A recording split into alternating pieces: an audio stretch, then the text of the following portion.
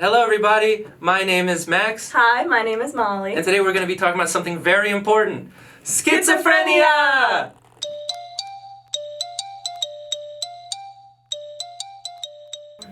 So, what is schizophrenia? Well, according to the National Institute of Mental Health, it is a mental disorder characterized by disruptions in thought processes, perceptions, emotional responsiveness, and social interactions. Well, in plain English, it's like the major systems of someone's personality, what makes a person, so their thoughts, emotions, behavior, they aren't syncing up the way that they're supposed to. Fun fact though, right out of the gate, the term schizophrenia comes from the Greek schizon, meaning to split, and phren, meaning mind. And no, it does not mean split personality. The name has been confusing people since day one. Let's now talk about what makes a disorder, the symptoms. Schizophrenia symptoms can be broken up into two categories, positive and negative. And before your brain immediately jumps to good and bad, that is not what these mean. Positive symptoms are things that are present but shouldn't be. The main ones that usually everyone thinks about when referring to talking about positive symptoms are the classics. Hallucinations, which are your false sensory experiences, and delusions, which are your false beliefs. Negative symptoms are the opposite. They're things that should be present but aren't. This can look like losing motivation, struggling to express emotions, having difficulty planning, or pulling away from social interaction. In other words, the brain begins slipping away from functions it's meant to keep running. So before we dive any deeper to the brain stuff, you might be wondering, okay, how often does all of this actually happen? Well, schizophrenia really affects only about 0.5 to 1% of the US population, and it tends to show up between ages of 16 and 25, for men and for women. So yes, it does arrive fashionably late to the developmental party, but it makes quite a big entrance. But now let's talk about what's actually going on inside of the brain, because this is where things get really interesting. One major feature is cortical gray matter loss, especially in the frontal lobe, which is this part right here. The region we rely on for decision-making, planning, basically all the things that make it seem like we have our lives together. And actually, a lot of this is tied to excessive synaptic pruning during the perinatal development and adolescence, which we will get into shortly, so stay tuned.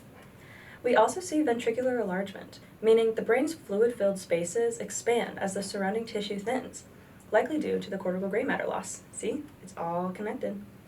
And in the hippocampus, your brain's memory box, neurons sometimes fail to migrate correctly during development, leading to a disorganized cytoarchitecture. Plus, dendritic trees shrink, which disrupts synaptogenesis, basically meaning there are fewer or weaker synaptic connections, which then means major communicating problems between brain regions. Finally, there are several theories trying to explain why all of this happens, all of which we will discuss more in depth later in this video, but here's just a quick sneak peek. First off, we have the neurodevelopmental hypofrontality hypothesis, which says that early development issues lead to reduced activity in the frontal cortex, the one we're going to focus mostly on. Secondly, the glutamate hypothesis takes the opposite stance, theorizing that there's not enough glutamate signaling amongst brain regions. And lastly, the dopamine hypothesis argues that too much dopamine signaling is the reason behind the disorder. Moving on to another crucial part of schizophrenia, the mechanism through which these neurobiological alterations occur, microglia. The main macrophages in the brain, microglia, are responsible for neuronal network maintenance, brain development, and injury repair, accounting for roughly 10% of the cells in the CNS. The origins of microglia are quite different from the other macrophages. For one, they arise during embryonic development from the yolk sac. They then integrate into a fetus's developing brain. But how do they regenerate, if not from bone marrow like other immune cells? Through yolk sac-derived precursors persisting from initial infiltration through adulthood. Mature microglia play two important roles in the CNS: immune response and neuronal maintenance. They perform those tasks via phagocytosis of microbes, wastes, and protein aggregates, as well as releasing chemoattractant cytokines, which we'll talk about later, and neurotrophic factors that play a role in the immune response of the CNS and tissue repair. But the really cool thing about microglia is that they're context dependent. They can both initiate and change alongside the CNS. Microglia shift between homeostatic states and their activated disease-associated forms, known as DAMs. How researchers were able to identify this was transcriptomic analysis, or the study of RNA at a specific time. Looking at a specific gene like P2RY12, a homeostatic marker important for microglial surveillance and directed mobility, chemotaxis, In Alzheimer's disease mouse models, P2RY12 and SAL1 homeostatic genes are heavily downregulated, recognizing a shift in microglial transcriptomics in response to CNS distress. So we know that microglia play an important role in the CNS, but how does it influence schizophrenia? Alright, so now that we've given y'all a general overview on schizophrenia and microglia, let's rewind and look at one of the most fundamental processes that shapes the brain in the first place, synaptic pruning. The targeted elimination of functional synapses, or in plain terms, the brain basically does landscaping. So here's the wild part. When a child is born, they actually have about 15% more neurons than they will have as an adult. Yep, a baby's brain comes with bonus neurons, like when you have to build a bookshelf and they give you extra screws. However, more neurons doesn't automatically mean better functioning. Enter the synapses.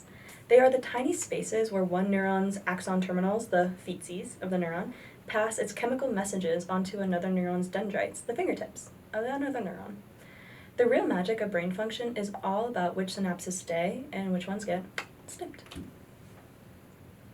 From early development all the way through adolescence, the brain intentionally removes synapses to sculpt mature, efficient neural circuits.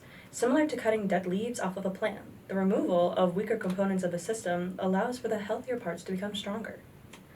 Now, if you've been paying attention, you might be wondering, how are microglia relevant to all of this? Well, extremely relevant. We just haven't fully mapped out the extent of their involvement yet. For a while, scientists thought microglia were just the cleanup crew, swooping in after pruning to clean up leftover synaptic debris. But recent research suggests that they might actually be more like the gardeners doing the pruning in the first place.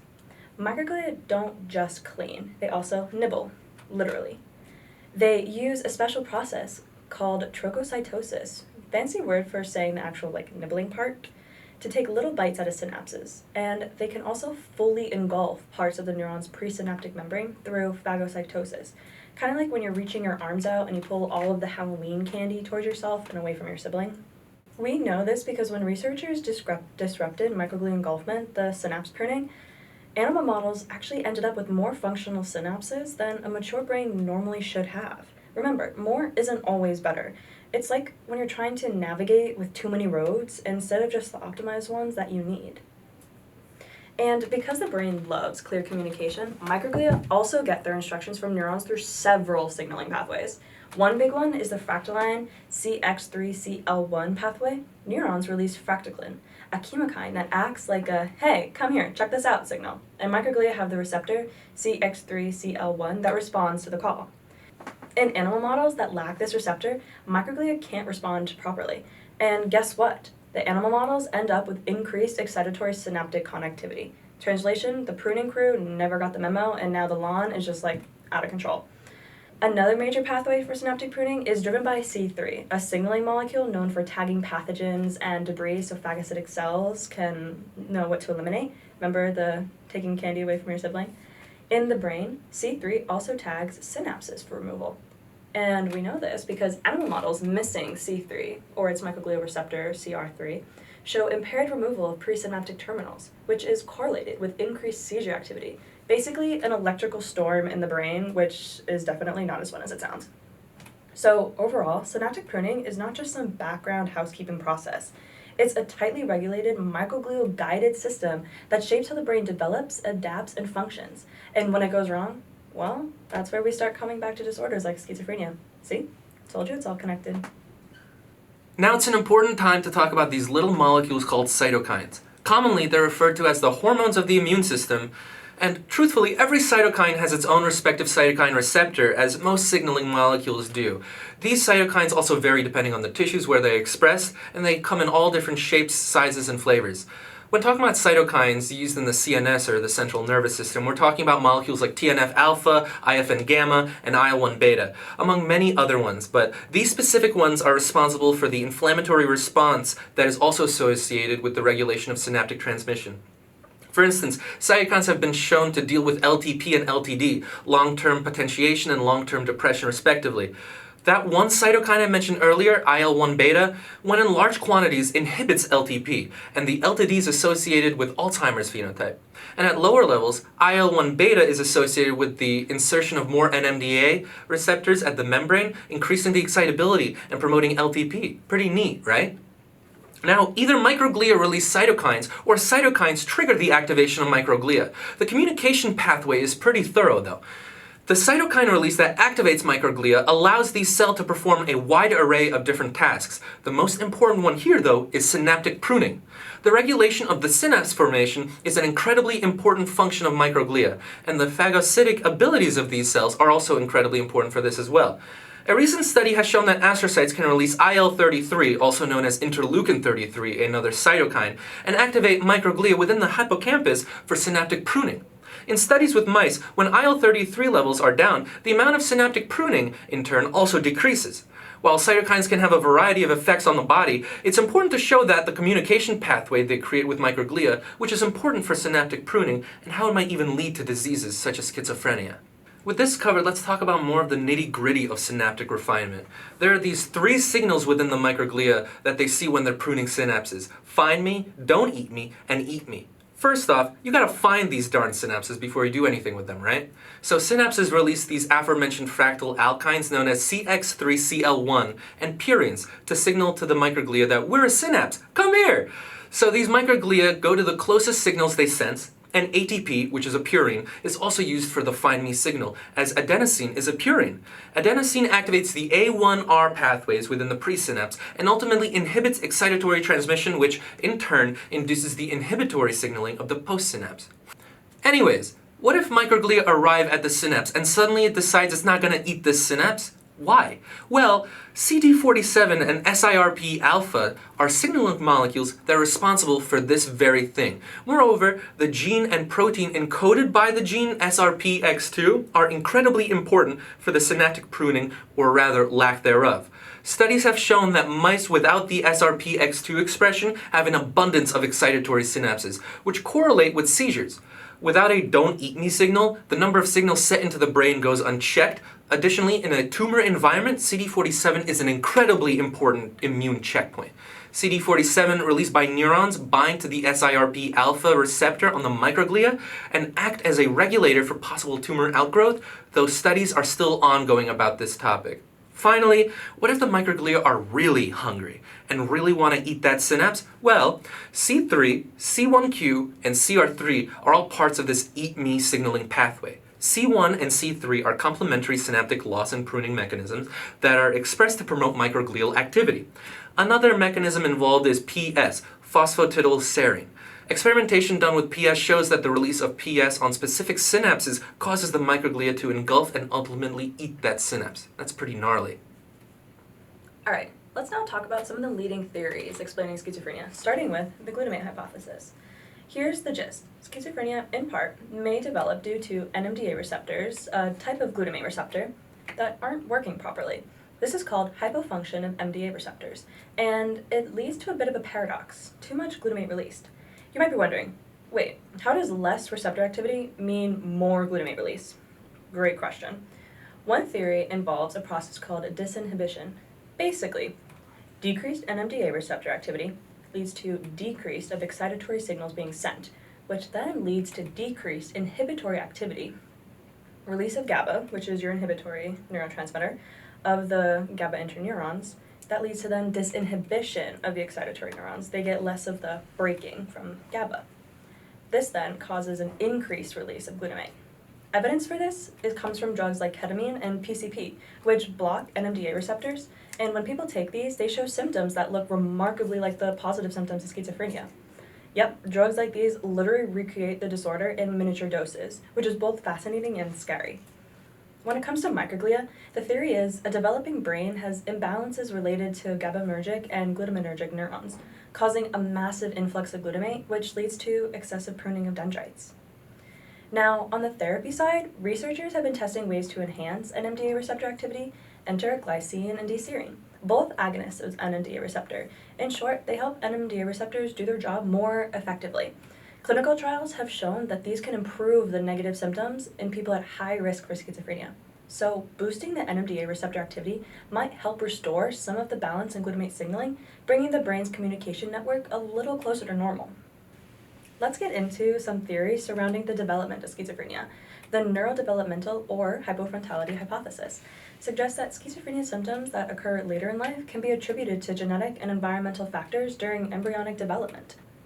The early brain development occurs during gestation around 3 to 5 months, and challenges for mother at this time, such as sickness, including viruses and retroviruses, can affect the fetus. Mothers with increased cytokines, antibodies, and levels of immunoglobulin, G and M, have an increased risk for their offspring developing schizophrenia. Other challenges for the mother and developing child can include food insecurity and autoimmunity. These mentioned deficits in early brain development can result in reduced prefrontal cortex activity, which is hypothesized to be due to the presence of less glutamatergic neurons, as we talked about previously. So, in other words, these early developmental challenges can impact the development of neural networks and skew them in a pathological direction, resulting in reduced prefrontal cortex activity. Additionally, when the at-risk person faces challenges in later life, otherwise known as a second hit, they can trigger the onset of schizophrenia. Our last hypothesis focuses on dopamine, an important neurotransmitter for rewards, learning, and memory. The hypothesis is that schizophrenia occurs because of an excess of dopamine signaling in the brain, specifically in the striatum. The dopamine receptor has 5 receptor types, some of which are stimulating and some of which are inhibitory. One such receptor is D2, an autoreceptor on the dopamine neuron and part of an inhibitory signaling cascade. When blocking D2 receptors with antipsychotics like haloperidol or chlorpromazine, researchers found a reduction in the positive symptoms of schizophrenia. In schizophrenia, the actual number of D2 receptors are increased, and there's a greater occupancy of dopamine at those receptors in the striatum. Using PET and single photon emission CT scans, researchers identified an increase in presynaptic dopamine synthesis and release in the striatum. The reasons the dopamine hypothesis targets positive symptoms lies in the belief that the different neurotransmitters are responsible for different symptoms of schizophrenia. Dopamine dysregulation seems to influence things like hallucinations and delusions, due in part to the skewed attribution importance to specific stimuli as seen in delusions and psychosis. Different microglial populations express different dopamine receptors and have specific responses to dopamine depending on the activation states. Pro-inflammatory microglia produce pro-inflammatory cytokines in response to dopamine presence, whereas anti-inflammatory microglia release anti-inflammatory cytokines. Dopamine-related pro-inflammatory microglial activity plays a role in reducing translator protein TSPO.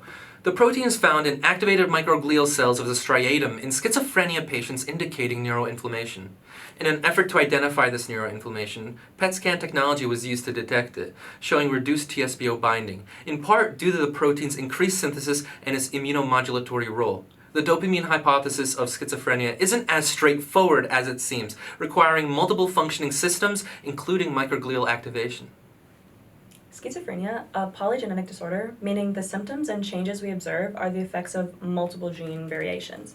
This makes attributing this disorder to a single gene or chromosome very difficult. A GWAS, or genome-wide association study, is used to find the location of genetic variants in polygenetic disorders and can reveal common variants, also known as alleles. These include genes related to synaptic organization and transmission in neurons. This supports the idea that schizophrenia is a disorder that is largely influenced by synaptic pathophysiology. Other studies implicate the GRIN2A gene, which codes for an NMDA receptor, and the GRIA3 gene, which codes for an AMPA receptor. We previously identified these receptors when we explained the glutamatergic theory, and the variation in their expression can lead to the changes we discussed. The trio gene is involved in neuronal migration and growth. Allelic variations can thus result in altered neuronal development and a risk of schizophrenia. Remember how I said that this was polygenetic? Well, there's more. Genes such as SP4RB1CC1 and SETD1A all impact the generation of the mRNA and proteins, leading to cellular dysregulation. Genes CUL1 and HERC1 impact synaptic proteins and protein turnover in general. Alleles of these genes can reduce the efficiency of cell and synaptic processes, thereby changing neural networks. This is only the tip of the iceberg. There are way more rare and influential genes out there that impact the development of schizophrenia. On top of that, we haven't even begun to discover the impact of the combined expression of these alleles. Now we have the burning question: what do we do? Will humans ever find the cure for schizophrenia? Well, we have treatments, and every year we discover more and more findings that point us to a potentially viable treatment for the disorder. Historically, people suffering from schizophrenia were given antipsychotics such as chlorpromazine and loxapine. What they would do is essentially tweak the release and receptivity of specific neurotransmitters, mainly dopamine, to not cure the patient, but to suppress the symptoms that a schizophrenic patient would have. I mean, in a way, you're trapping the person in a loop of constant medication, and even though the stigma towards medication and mental illness is slowly lifting, it's not an ideal environment to be in.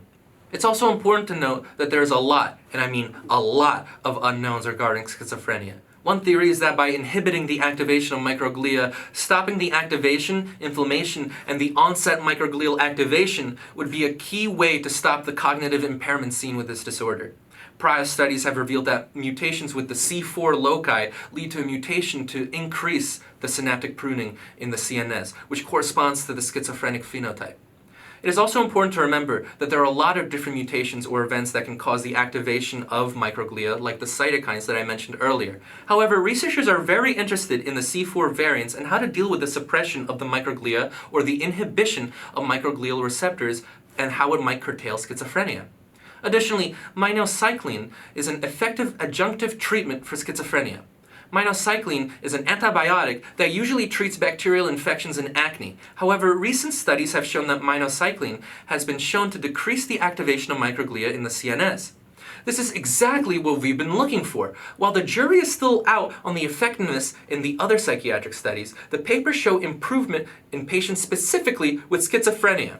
However, a general conclusion to this finding is that antipsychotics alongside minocycline would have the best effects. While not a total win, it's a step closer to finding out more ways to help more effectively. Antipsychotics deal with the neurotransmitters, meanwhile minocycline helps with the microglia, and you have a lot of different approaches covered with this therapy. Schizophrenia is a very complex and serious neurological disorder, and while we still haven't gotten the full picture, we are closer to uncovering all these mysteries than ever before. Thank you so much for watching, and stay tuned for more videos in the future. Thank you so much for watching. We are the Glia Gals! And Max! Like and subscribe.